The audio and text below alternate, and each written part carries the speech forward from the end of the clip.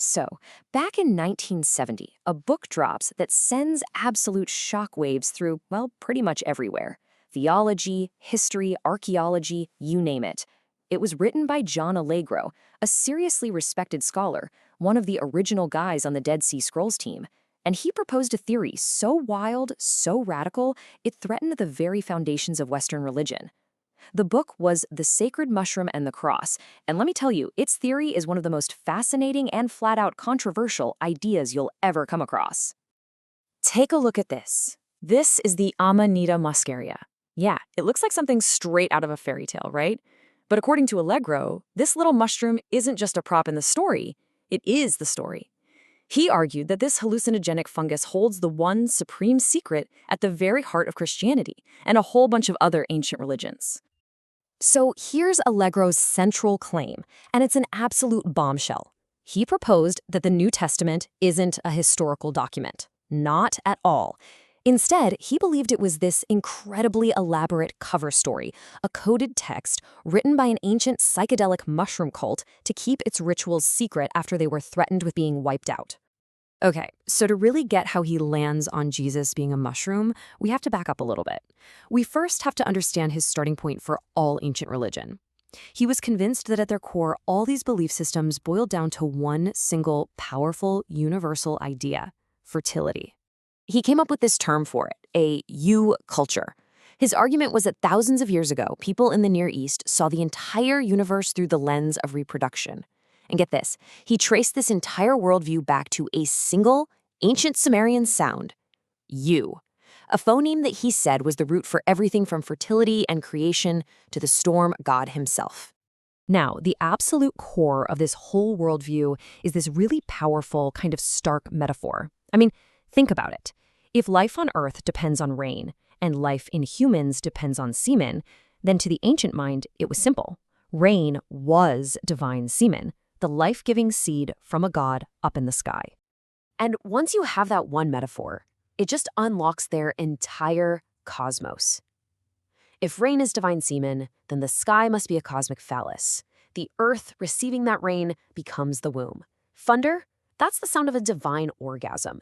And the word of God? That wasn't some abstract concept. Nope, it was the literal creative seed that impregnates the earth, which means all the plants, all the vegetation, they're its children. Now, I know what you're probably thinking. How on earth could he possibly prove any of this? Well, Allegro, being a philologist, a language expert, believed he had found the key. A linguistic tool that could unlock the true meaning of religious texts, a meaning he argued was just hiding there in plain sight. And here's where he really goes against the grain. His claim, which pretty much contradicts all of mainstream linguistics, was that ancient Sumerian was the common ancestor of both Semitic languages, like Hebrew, and Indo-European languages, like Greek. If that were true, this linguistic Rosetta Stone would mean you could just bypass centuries of interpretation and trace the names of gods and religious ideas all the way back to their original physical meanings in Sumerian. So Allegro starts by looking at how Sumerian was first written. It wasn't abstract at all. It was pictorial. A word was a picture of a thing. The word for head was literally a drawing of a head. For Allegro, this was the proof that the original meanings were always tied to physical objects, a truth that he believed later languages just covered up with philosophy. He had this great term for the basic phonetic elements of Sumerian, word bricks. These were just simple syllables that represented physical concepts like rise or up. His theory was that these simple bricks were combined to form complex names, and because their core meaning never ever changed, he could deconstruct later religious names back to their original Sumerian building blocks. And this method leads to some pretty mind-blowing connections.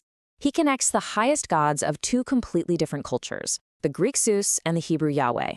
He argues both names are built from the exact same Sumerian word bricks, Ia for juice or seed, and U for fertility. So in Allegro's analysis, Zeus and Yahweh aren't different gods at all. They're just different cultural pronunciations for the exact same concept, the divine juice of life. All right, so he's got his fertility cult theory, he's got his linguistic key, and now he points it all directly at Christianity. And believe me, this is where it all just explodes. He proposed that for these ancient fertility cults, the Amanita muscaria mushroom must have seemed utterly divine. I mean, just think about it from their perspective. It grows without any visible seed, like it's pure magic. It springs up overnight after a rainstorm, as if it was literally sent from the sky god. It's born from an underground sac that looks just like an egg. And crucially, it has a very distinctly phallic shape and contains a drug that could give you a direct experience of the divine. It was, in his view, a replica of the fertility god himself. So what Allegro does next is just systematically reinterpret core Christian doctrines through this lens. The Son of God? That's not a man, he says. It's the mushroom itself, the earthly offspring of the sky god's reign. The Word made flesh? Well, that's the divine semen made manifest in the fungus. He even claims a phrase like price of redemption was originally a ritual incantation, you'd say, to apologize to the earth for plucking the sacred plant. In Allegro's own words, it was, in fact, God himself, manifest on earth, the divinely given means of entering heaven. So for the cult, the mushroom wasn't a symbol of God. It was God.